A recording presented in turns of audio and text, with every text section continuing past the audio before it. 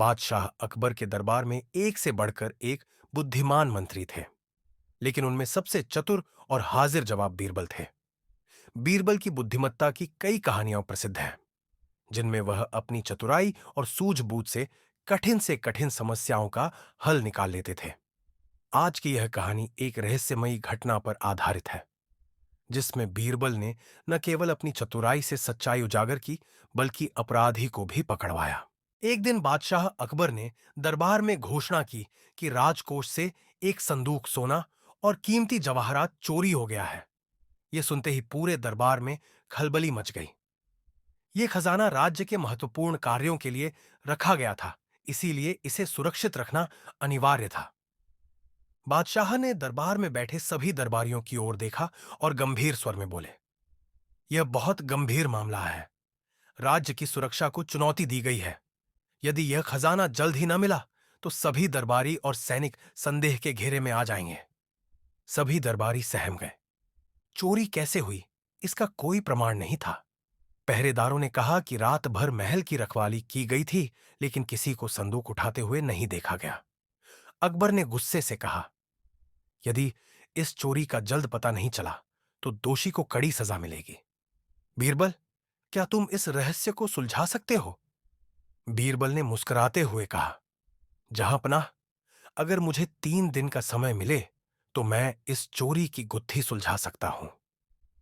अकबर ने सहमति दे दी और बीरबल अपने काम में जुट गए। बीरबल सबसे पहले उस जगह पर पहुंचे जहां संदूक रखा गया था। उन्होंने ध्यान से उस स्थान की जांच की, लेकिन कोई सुराग नहीं मिला। उसके बाद उन्होंने पहरेदारों से अलग अलग पूछताछ की, लेकिन सभी का यही कहना था कि उन्होंने संदूक को चोरी होते हुए नहीं देखा। फिर बीरबल ने उन नौकरों और कर्मचारियों से पूछताछ की जो महल में काम करते थे। उन्होंने सबसे सामान्य सवाल किए, कौन कब सोया, किसने क्या खाया और कौन कौन उस क्षेत्र में गया था, लेकिन उन्हें कोई ठोस जानकारी नहीं मिली। बीरबल को महसूस हुआ कि यह चोरी किसी ऐसे व्यक्ति ने की है जिसे महल के हर कोने की जानकारी थी। बीरबल को एक योजना सूझी।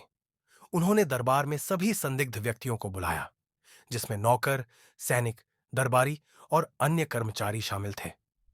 फिर उन्होंने एक घोषणा की, हमारे पास एक जादुई उपाय है जिससे चोर का पता चल जाएगा। महल के सभी कर्मचारियों को रात को अपने अपने कमरों में रहना होगा। मैं एक विशेष जादुई दीपक जलाऊंगा।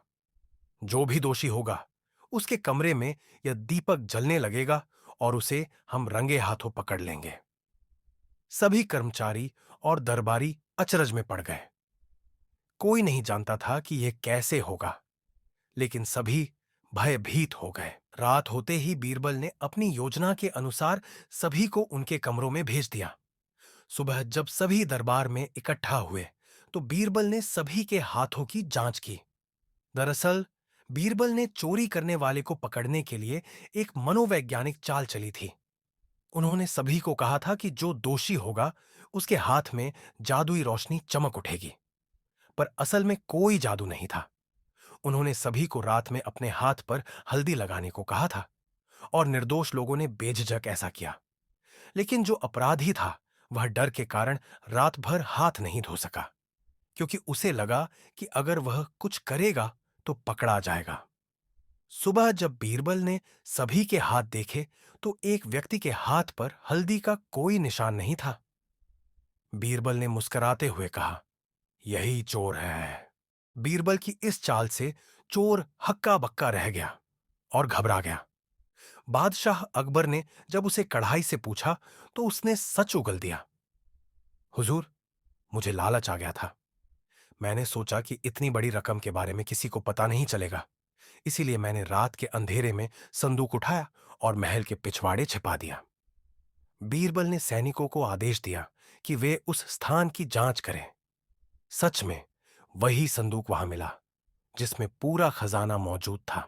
अकबर बीरबल की चतुराई से बहुत प्रसन्न हुए और बोले, बीरबल, तुमने फिर से साबित कर दिया कि तुम सबसे बुद्धिमान हो। यदि तुम न होते तो यह रहस्य कभी हल नहीं होता। अपराधी को कड़ी सजा दी गई और खजाना वापस राजकोष में रख दिया गया। बीरबल को इस उपलब्धि के लिए इनाम दिया गया। बीरबल की चतुराई से यह सिद्ध हो गया कि सच्चाई चाहे कितनी भी छिपी हो, लेकिन बुद्धिमत्ता से उसे उजागर किया जा सकता है। उन्होंने न केवल अपराधी को पकड़वाया, बल्कि यह भी दिखा दिया कि कभी-कभी मनोवैज्ञानिक चालें किसी भी रहस्य को सुलझाने में कितनी प्रभावी हो सकती हैं।